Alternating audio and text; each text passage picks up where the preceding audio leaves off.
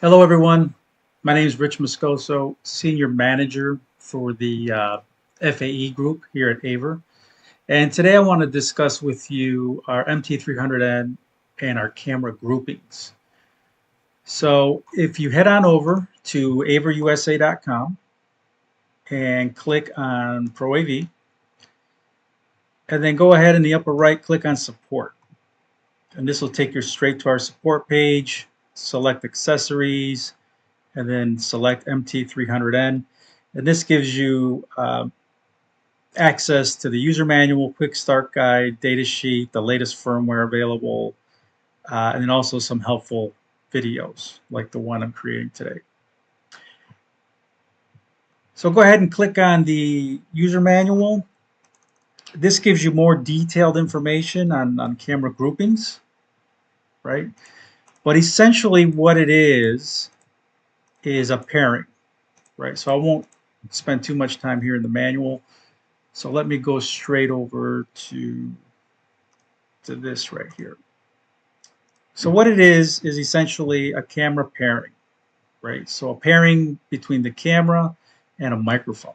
And this room can be used in a couple different ways, right? So let's just call it larger room and then divided room. So larger room encompassing all four of these cameras, and then divided room would be say 3, and then 1 would be kind of just be used specifically for this space. So if there's a divider here and they want to divide the rooms for a couple weeks or whatnot, then this actually becomes 2 different spaces. But the idea is that the camera groupings are a pairing between the camera and the microphone. So when this microphone becomes active or becomes hot, and depending on what channel's active, you can decide, I want this camera to react to this microphone, right? And then based on if there's a channel over here active, you probably want this camera to go to a preset or to become the active video stream on the call. Likewise, if there's a channel being picked up on the other side of the table, then you would probably want this camera over here to pick up and be the active video. And then if it's the larger space, obviously if there's someone walking around here and begins speaking, you'd pair this camera with this microphone. So that kind of gives you an idea of what the camera pairings are. So those of you that are familiar, PTZ Link and MT300N, the interface is very similar, and they do similar functions as far as how they work with audio tracking and video switching. But this gives you a great idea or understanding of the layout, right? So as you create your groups, these groups are numbered, right? So the top one's always going to be group 0, group number 1, followed by group number 2, number 3, number 4, etc. Right? So up to 25 groups can be added to the MT300N. So again, up to 25 groups can be added. So let's see. So I'll leave this up. These are some of the commands for CGI in the MT300N. And these are some of the commands for the MT300N TCP commands. Notice there are pause all groups, resume all groups, and then I'll go into specific groups here in a second. All right, so let's go ahead and log in to the MT300N, right? So I already logged in, already set up these 4 cameras similar to that diagram we just looked at. And then, so for instance, if I no longer needed to have this, let's just call it camera number 2 or camera number 4, however you want to look at it, and say there's a meeting taking place in this space, but I really don't want this camera to be shown within the call that's happening, right? Because that video from that camera is not going to make any sense if there's nobody presenting for that day. Or actually a better use case is that this camera is in use by this space because now you're in that divided room sort of scenario. So really all you want to be able to do is just send a remote command to disable that particular camera grouping. That being said,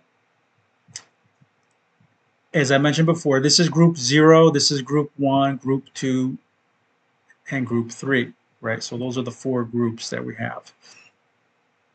It's important to note that these are laid out in alphabetical order.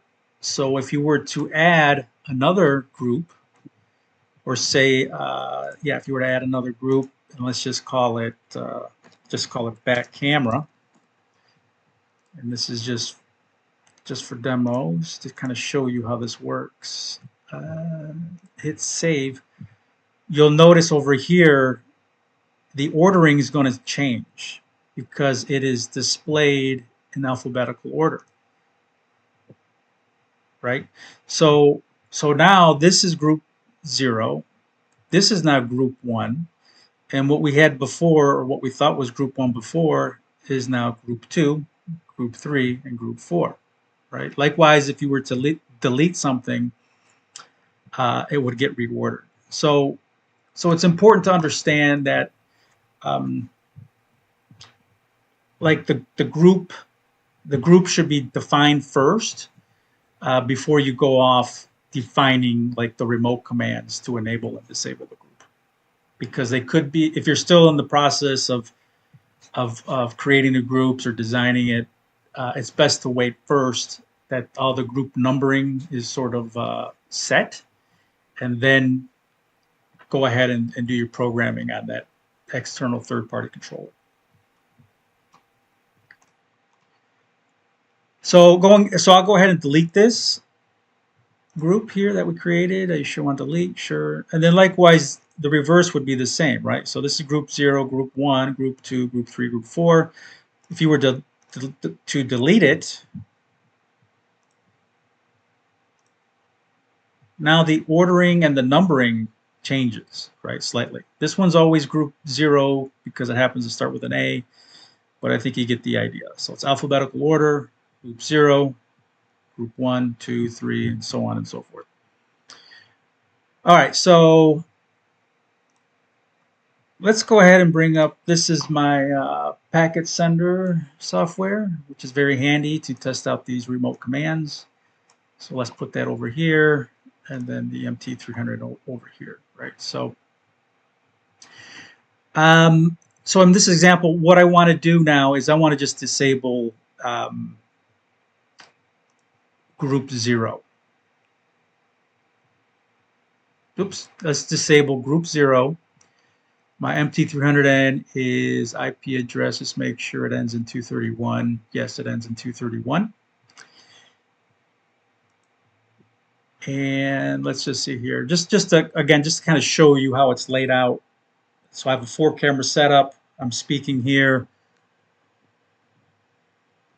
That's if channel 2 goes high. That's channel 3. That's channel 4.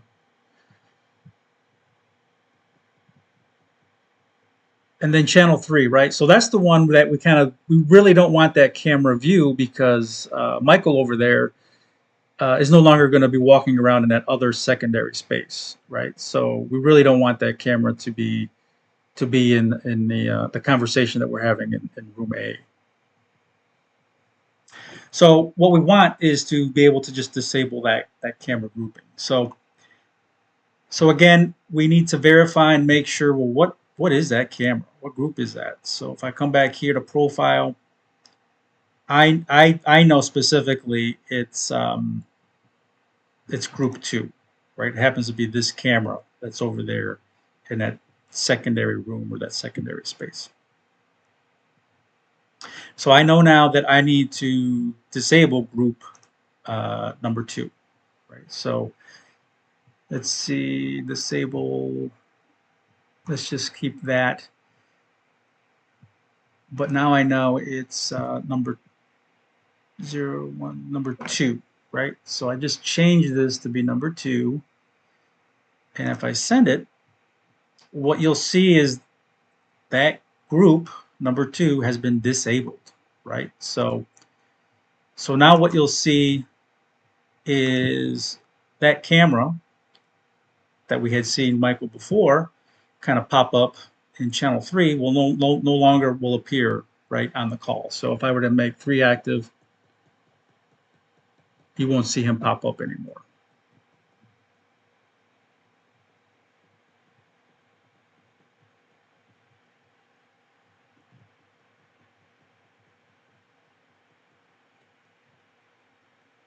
So that's a good example of just being able to disable that camera pairing or that camera for this use case, right? So, but let's say you do want to go ahead and enable it again,